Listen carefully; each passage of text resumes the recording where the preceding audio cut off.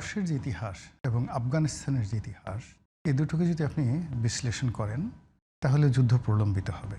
আর যিনি বলেছেন এই যুদ্ধে আমেরিকার পরাজয়, এটা হতে পারে এই কারণে যে আপনি যদি কেবলমাত্র আকাশ যুদ্ধ, আকাশ থেকে বোমা মিসাইল এগুলো নিক্ষেপ করে কোনো একটি দেশের যুদ্ধে জয়লাভ করা যেত, তাহলে তারা ভিয়েতনামে জয়লাভ করত।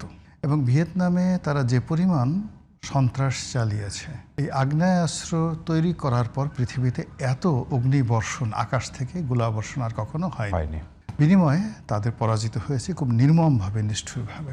যদি স্থল যুদ্ধে পৃথিবীর সবচেয়ে অত্যাধুনিক টেকনোলজি ব্যবহার করে কেউ জয়লাভ করতে পারত, তাহলে তারা এই গত 100 বছরে হাইয়েস্ট তারা ইনভেস্ট করেছিল আফগান যুদ্ধে, কিন্তু তারা সেখানে ফেল করেছে। 20 বছর পরে চলে যেতে হয়েছে এবং খুব খারাপ অবস্থা তাকে চলে যেতে হয়েছে।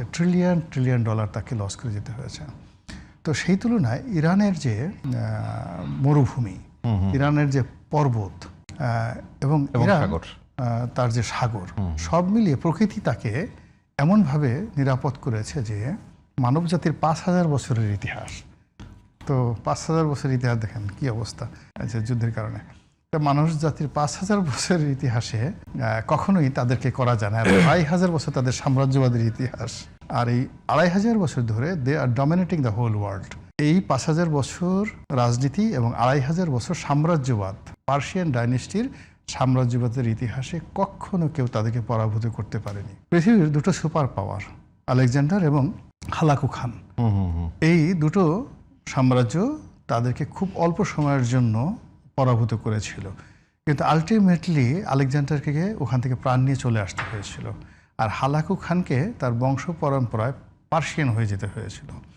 তো সেই তুলনায় আপনি একটি 100 বা 200 বছরের পুরনো একটা সভ্য জাতি বা সাম্রাজ্যবাদী শক্তি আমেরিকা, সে কখনো বুঝতে পারবে না যে 5000 বছরের একটা জাতি যখন আভিজাত্যের মধ্যে থাকে, ওর বায়োলজিক্যাল ফরমেশনটা কিভাবে হয়, তার যে যাত্রাভিমান, আত্মা অভিমান কিভাবে গড়ে ওঠে, তার যে প্যাথোলজিক্যাল যে টার্মসগুলো বডি, সেটা কিভাবে হয়, তারপর শেষে তার জেনেটিক যে ফরমেশনটা কিভাবে হয়, সেটা বুঝতে পারছে না। ফলে ওরা পার্সিয়ানরা আসলে রাজার জাতি।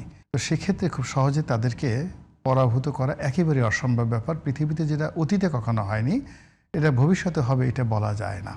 এবং এই গেল পার্সিয়ানদের ঘটনা। 2 নম্বর হলো যে এইবারের এই যুদ্ধটা যেইভাবে চলছে, আপনি গিয়ে দেখুন আমেরিকা অনেকগুলো ভুল তারা করে ফেলেছে।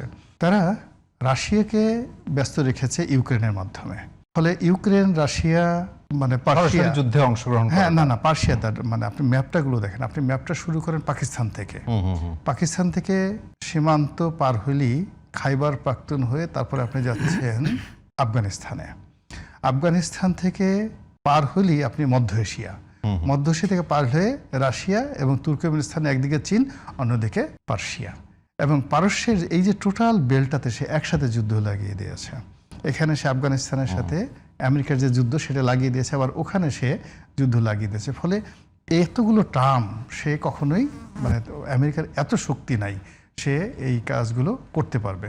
ফলে হলো কি, পার্সিয়া খেলতেছে অসাধারণভাবে, তারা খেলতেছে, তারা খুব ক্ষতিগ্রস্ত হচ্ছে। এই ধরুন পারস্য, সৌদি আরব, কাতার, দুবাই থেকে শুরু করে সব জায়গাতে এখানে যে প্রবলেমগুলো হচ্ছে, সেই প্রবলেমগুলো দ্বারা আমাদের মতো দেশ সবচেয়ে বেশি ক্ষতিগ্রস্ত হবে। এবং আমার সবচেয়ে বেশি ভয় লাগছে আমাদের যে নতুন প্রধানমন্ত্রী জনাব তারেক রহমান সাহেব, তাকে নিয়ে। এর কারণ হলো উনি দীর্ঘ 17 বছর পরে আসছেন দেশে, একেবারে নতুন একটি সরকার। টিল নাও এই সরকারের রিজার্ভে কত টাকা আছে, কত টাকা দায় দেনা আছে, তারপরে এই 17 মাসের সরকার, তার আগে শেখ হাসিনার সরকার পুরো পেট্রোলিয়াম সেক্টরটাকে কিভাবে রেখে গেছে, এই পুরো বিষয়গুলো বুঝতেই তার অন্তত পক্ষে 1 থেকে 1.5 মাস সময় লাগবে।